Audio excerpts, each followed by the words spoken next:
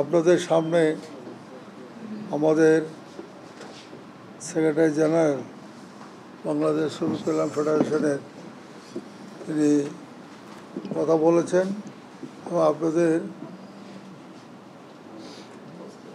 আপনাদের যে প্রশ্নের উত্তরও তিনি দেওয়ার চেষ্টা করেছেন। আসলে আমরা সকলে জানি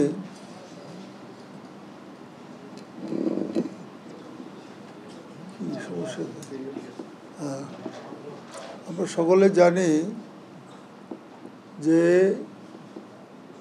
বাংলাদেশে শ্রমিক সংখ্যা কিন্তু অনেক বেশি, কিন্তু এই শ্রমজীবী মেহনতি মানুষ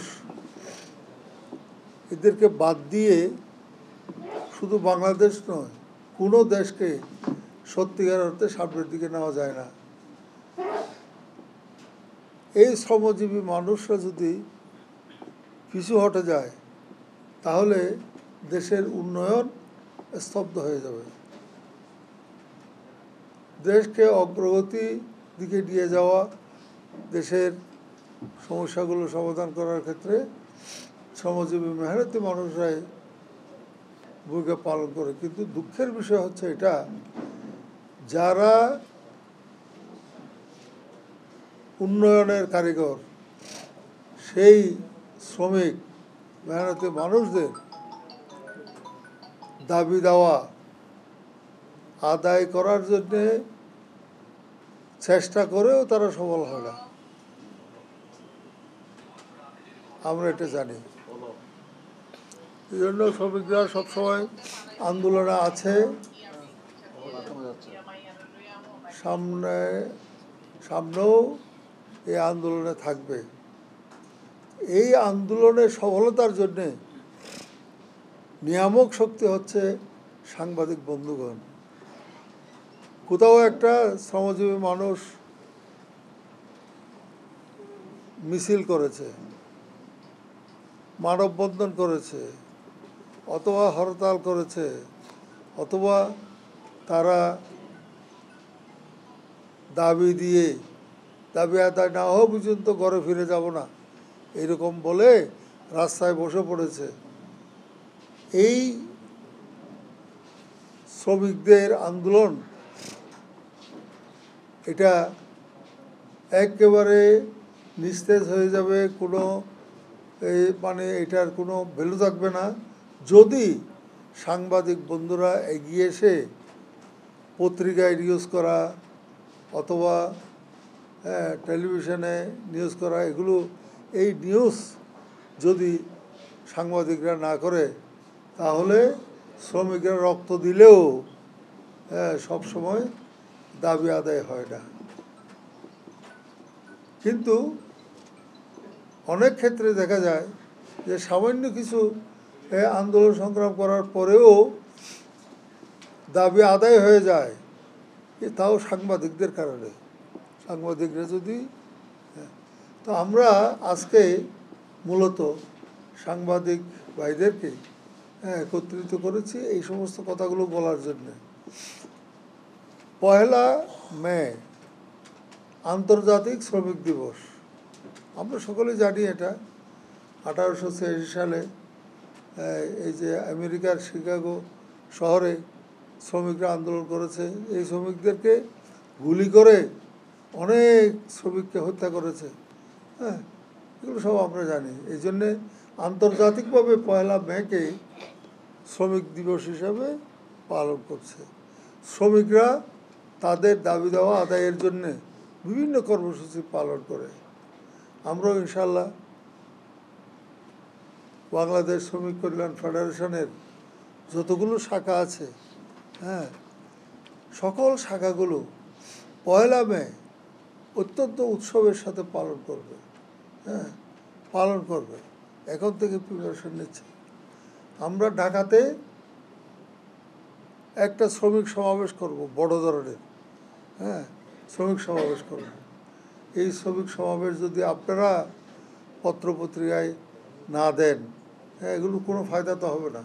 আমরা কী জন্যে শ্রমিক সমাবেশ ডাকলাম, এখানে কি কথা বলেছি, আমাদের দাবি দেওয়া কি, শ্রমিকদের কোন সমস্যার কথা আমরা বলেছি, এই সমস্যাগুলো কীভাবে সমাধান করবে, এই কথাগুলো যদি আপনারা পত্রপত্রিকার মাধ্যমে অথবা ইলেকট্রনিক মিডিয়ার মাধ্যমে মানুষের কাছে পৌঁছে না দেন অথবা সরকারের কাছে না পৌঁছান, তাহলে এগুলোর কোনো ভ্যালু থাকবে না।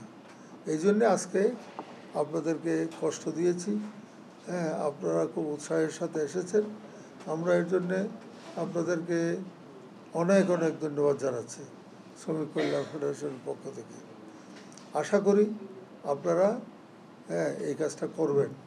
আপনারা এই কাজটা করলে সাংবাদিকরা যখন এই আন্দোলনকারীদের সাথে থাকে তখন আন্দোলন সফল হয়। যখন আন্দোলনকারীদের সাথে সাংবাদিক না থাকে তাহলে আন্দোলন কোনোদিন সফল হয় না।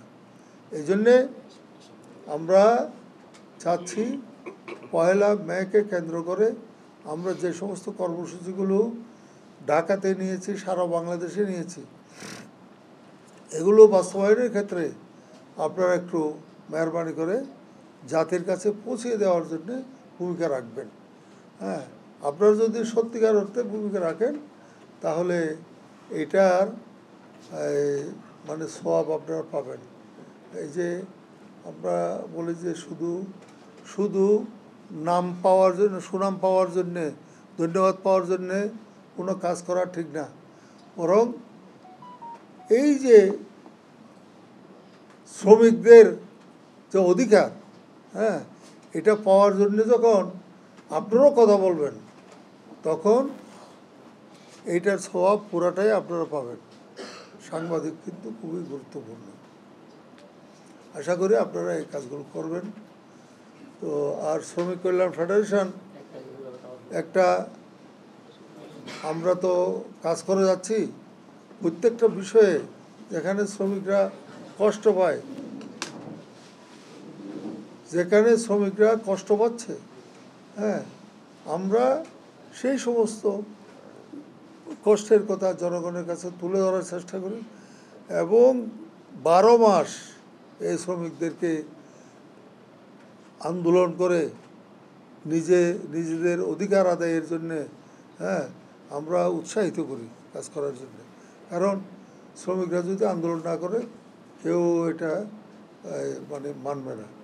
মনে করেন এই যে মালিকরা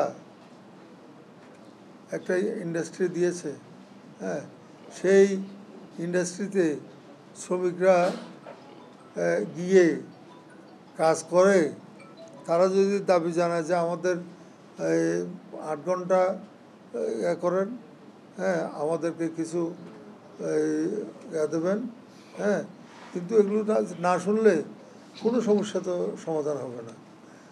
এই জন্যে শ্রমিকরা ভালো করেই আন্দোলন করছে।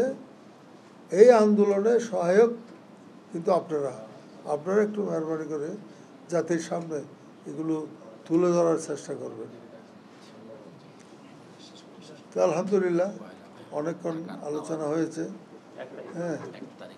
এখন 1 তারিখ 1 তারিখ সকাল 9টায় পল্টন মোড়ে আমরা বৃহত্তর শ্রমিক সমাবেশ করবো একটা। বৃহত্তর শ্রমিক আমরা আশা করছি যে লক্ষাধিক শ্রমিক তারা উপস্থিত হবে। তো আপনারা একটু মেহরবানি করে সেই শ্রমিক সমাবেশটা যাতে সফল হয় তার জন্য এখন থেকে একটু আপনারা চেষ্টা করবেন। আর 1 তারিখ তো অবশ্যই আমাদের সাথে থাকবেন এবং জাতির সামনে তুলে ধরবেন। তাহলে ইয়েস ইয়েস, এটা একটা খুব সুন্দর কথা বলেছেন। আমি বলতেছি যে শ্রমজীবী মেহনতি মানুষ এমন একটা সেক্টরও নাই যেখানে নির্যাতিত হচ্ছে না, তাদের অধিকার ফিরিয়ে পাচ্ছে এরকম তো পাচ্ছে না। আমরা আপনাদেরটাও এখানে ইনক্লুড করবো ইনশাল্লাহ। হ্যাঁ, ইনশাল্লাহ ইনক্লুড করবো। হ্যাঁ, আমাদের সাথে আপনারা থাকেন, আপনাদের সাথে আমরা অবশ্যই আছি এবং থাকবো ইনশাআল্লাহ। সবাইকে আন্তরিক ধন্যবাদ মোবারকবাদ জানিয়ে আমার সংক্ষিপ্ত কথা এখানে শেষ করছি। আমার তৌফিক ইল্লা বিল্লাহ।